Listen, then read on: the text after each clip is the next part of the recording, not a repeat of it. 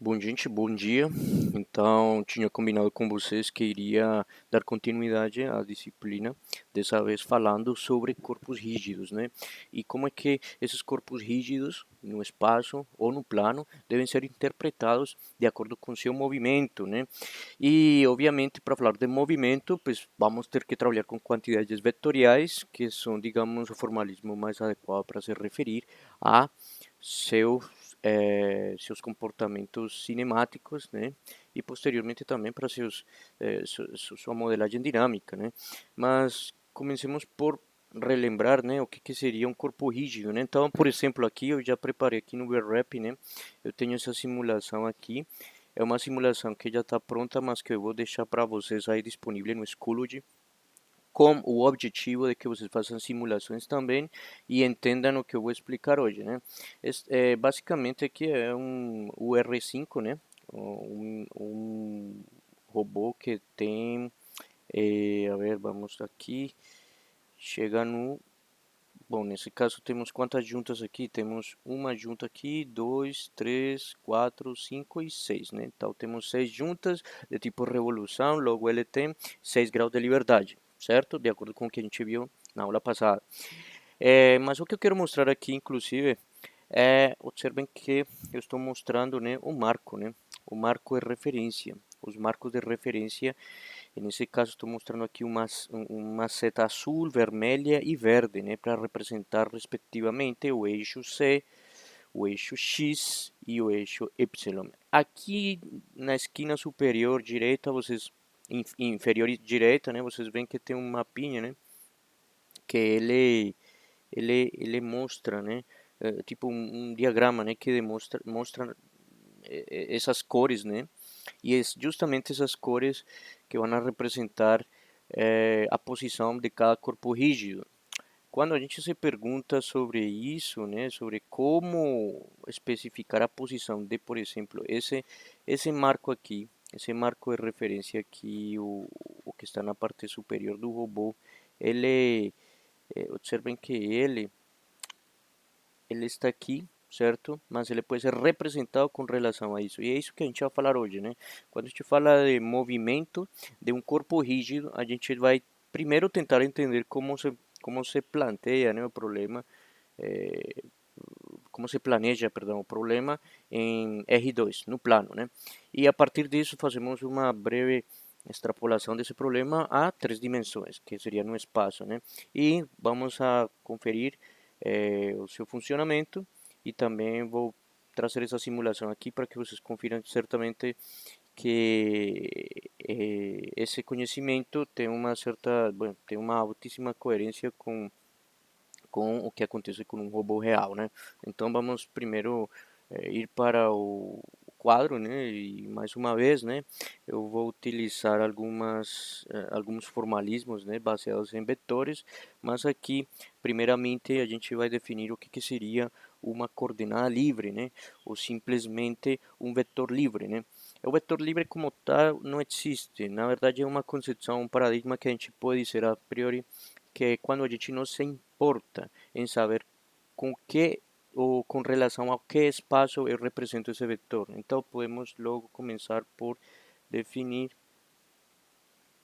a ver, eu acho que, deixa eu ver aqui, minha caneta não está aparecendo.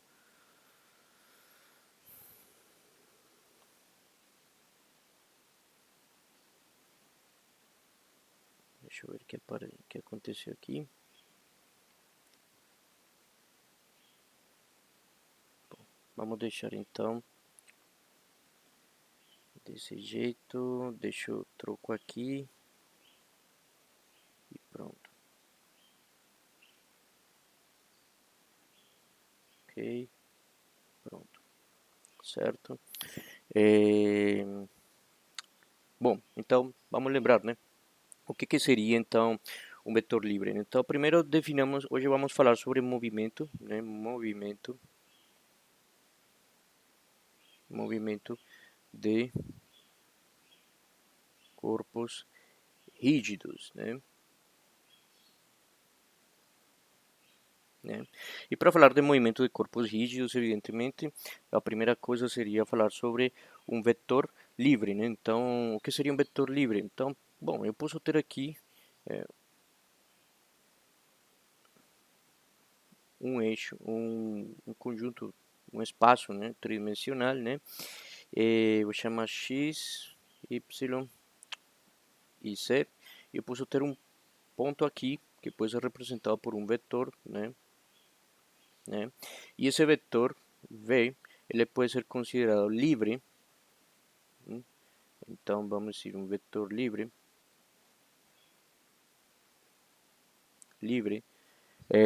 sempre que a sua notação e representação não depende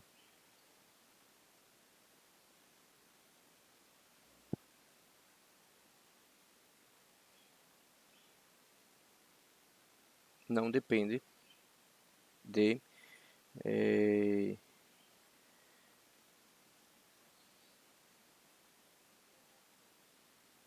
de nenhum marco de referência, né? Eh, de referência. E eu poderia inclusive colocar aqui como complemento referência inercial, né? De inércia. Por quê? Porque dependendo do marco, você também tem uma determinada inércia, né? Então isso é interessante levar em consideração, mas vou deixar aqui para não me estender muito. Somente vamos entender como marco de referência esse marco aqui vermelho, né? Então esse aqui, certo, representa o marco, né? O vermelho representaria o marco. Então um marco definido por o par, né?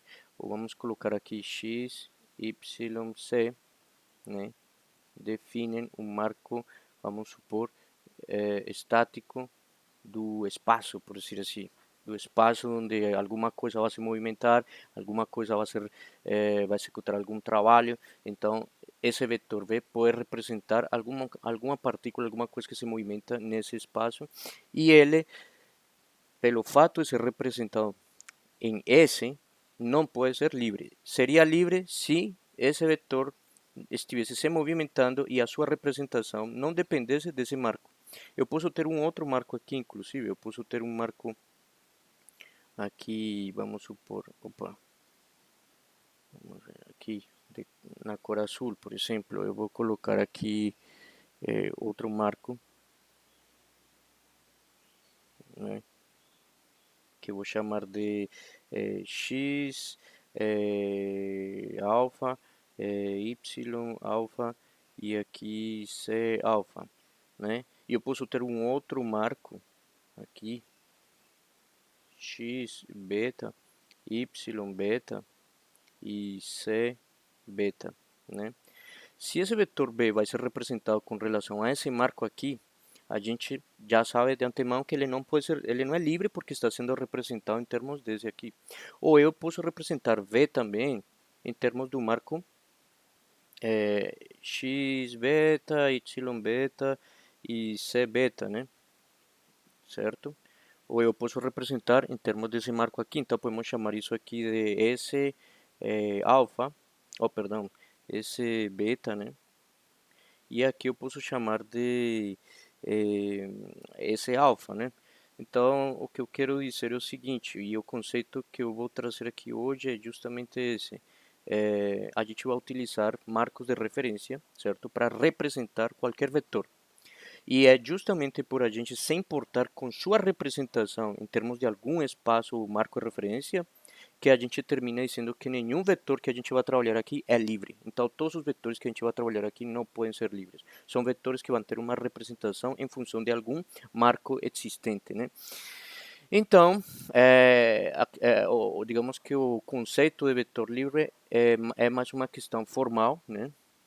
Não podemos dizer que na natureza a gente vai encontrar um vetor, né? Isso é um paradigma matemático, mas a gente pode dizer que qualquer quantidade na natureza que se movimenta pode ser representada por um vetor e sempre a gente representa esse vetor em relação ao marco, né?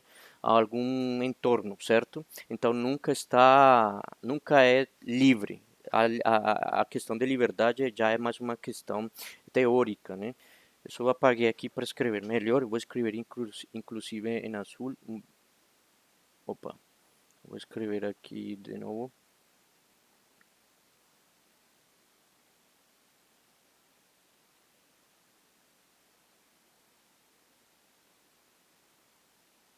Vetor livre, sempre que a sua notação e representação não depende de nenhum marco de referência. Isso é importante porque, na verdade, eu estou falando aqui notação. A notação, inclusive, também vai mudar um pouco, né?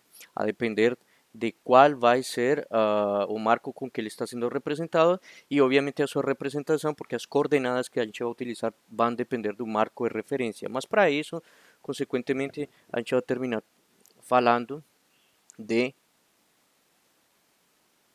transformações, né? Porque quando a gente quer representar uma coisa que está em um marco, por exemplo, o marco aqui, esse marco aqui inicial vermelho, em termos do marco S beta ou S alfa, em qualquer desses casos, o vetor vai estar aqui, só que agora a sua representação vai ser em função de S beta, por exemplo. Então, para isso, eu tenho que aplicar uma transformação que leve tudo aquilo que está nesse marco aqui S para o marco esse beta, né? E o mesmo com isso. Então, isso aqui implica uma transformação que eu vou chamar de R por enquanto, né? Então, essa transformação seria, poderíamos ter uns subíndices para ajudar nisso. Então, poderia ser S beta aqui, e aqui poderia ser S, S alfa, por exemplo, né? Mas isso a gente pode aprimorar mais para frente nas explicações que eu vou passar daqui a pouco, né? Bom, isso seria o que seria um vetor livre, né? Agora, começando pela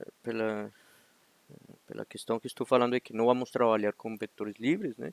Então vamos trabalhar com vetores que não são livres, né? E quando não é livre, então a priori tem que existir uma relação, né, de representação entre um marco e outro, né? Então para isso a gente vai formalizar o que seria o que? Um marco, né? Então, um marco de referência, né? Pode ser um marco que a gente pode chamar marco espacial ou marco fixo, né? A depender do que a gente eh, quer dizer, né? E podemos chamar um marco também, dar um nome específico para o marco a depender do interesse da aplicação. Em robótica, por exemplo, eu tenho, por exemplo, aqui, ó, eu tenho, opa, eu tenho, ahn, eu tenho geralmente aqui, ó, eu tenho o terra aqui, né? Eu tenho, certo?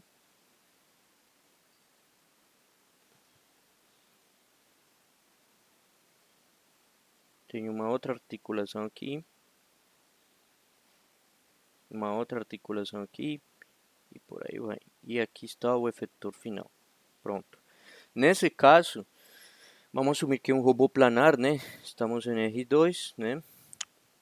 E aí a gente descobre, né, que esse robô, né, ele tem 3 graus de liberdade, porque ele tem 3 articulações de revolução, beleza, certo. Só que aí eu posso vir aqui, como ele está no plano, eu posso colocar aqui um eixo Y, né? Aliás, eu vou colocar nas cores que utiliza o overwrap, né? Já logo para a gente se familiarizar, né? Vou colocar aqui o seria nesse caso o azul e o vermelho. Então aqui seria o azul, o eixo, vamos colocar C, Y. Estamos em plano R2, eu vou usar o eixo Z e vamos utilizar o eixo X com vermelho, né? Certo, só que aqui eu posso ter um marco que é desse jeito aqui. Vamos aqui nesse ponto.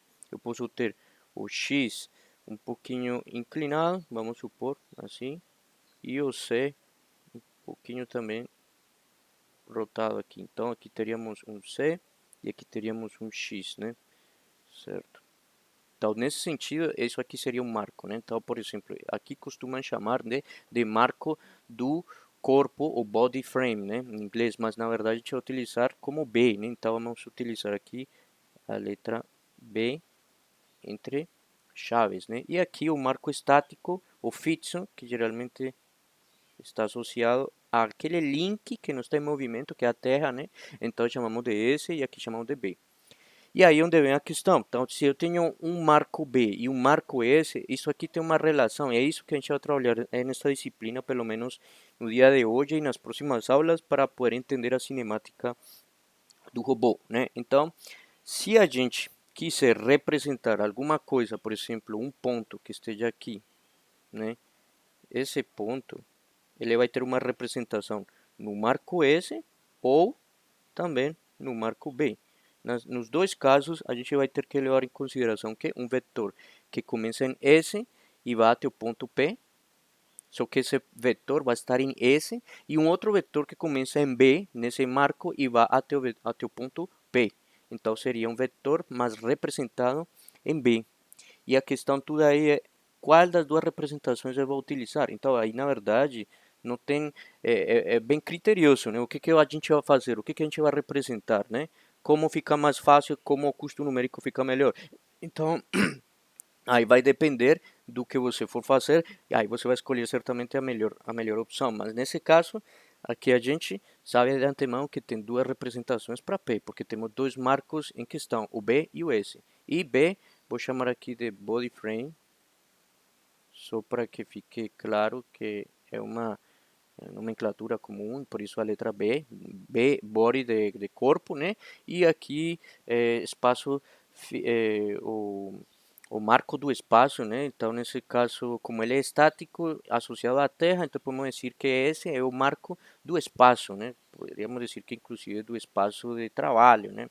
Mas vamos colocar aqui como eh, eh, marco fixo, né?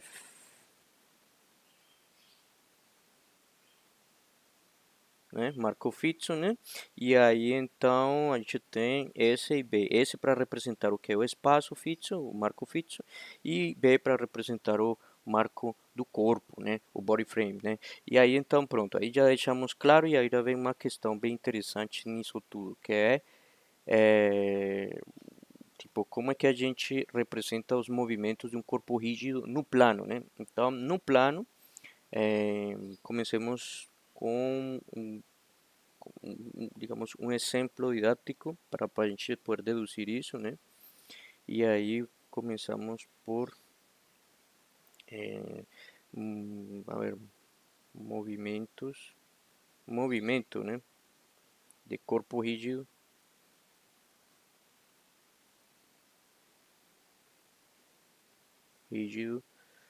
no plano, ou melhor, de corpos rígidos planares, tá?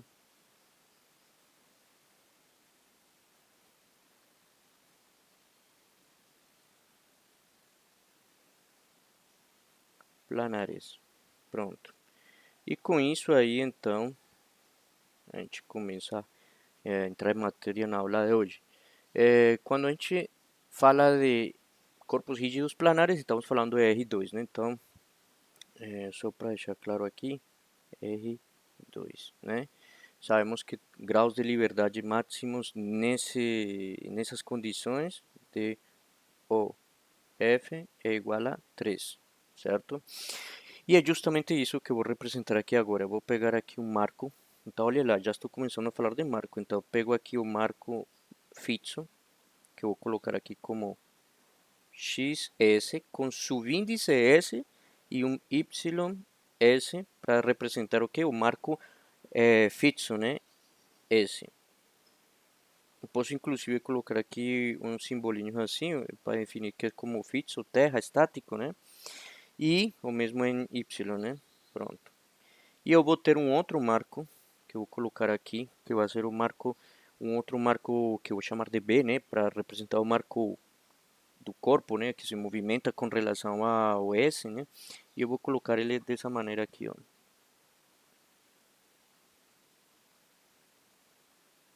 certo? E aqui eu vou colocar XB, opa, XB, YB, certo? E aqui, com relação à horizontal, eu vou fazer que XB eu vou denotar aqui por uma linha tracejada, dizendo que ela é paralela a XS. Existe um ângulo, certo, que eu vou chamar de θ, é um ângulo de orientação. Então, θ representa o quê? A orientação de, ou melhor, do marco, nesse caso B. Quem é B? Está aqui, né? Eu não coloquei ainda, mas é esse aqui, certo? E aí vem a questão, imagine que, vou colocar aqui do lado B, imagine que isso aqui representa um carrinho, né? E esse carrinho está se movimentando em um plano e o plano tem um marco fixo que é esse aqui. Então, qualquer posição da origem desse marco, certo? Vai ser definida por um vetor, que eu vou colocar aqui agora. O vetor, vamos chamar de P. Esse vetor P aqui é o vetor que define a posição desse marco com relação a esse aqui que é o fixo, né? Mas não define a orientação. Então, aí onde vem o detalhe. Como é que eu represento a posição do carrinho que tem marco B e sua orientação? Uma coisa é definir a posição dele e outra é a orientação dele. Ou seja, aqui tem um carrinho, né? Vamos colocar aqui um carrinho, né? Certo? E aqui tem os pneus dele. Sendo que ele poderia estar assim também, ó. Na mesma posição, mas ele poderia estar também assim, né? Com as rodas aqui. Só que com esse ponto aqui. Então, a orientação também define isso. Então, a posição do marco é definida pelo vetor P, mas estando em P, também eu tenho que modificar o que? A orientação para definir como é que ele está aí, né? Para onde ele está girado, né? Se está para 0 graus, 90, 180. Então, digamos que já estamos falando, isso aqui seria como um exemplo didático, né? Para a gente aprender com o problema, né? Então, essa seria a situação, certo? A partir dessa situação, o que a gente sabe, né?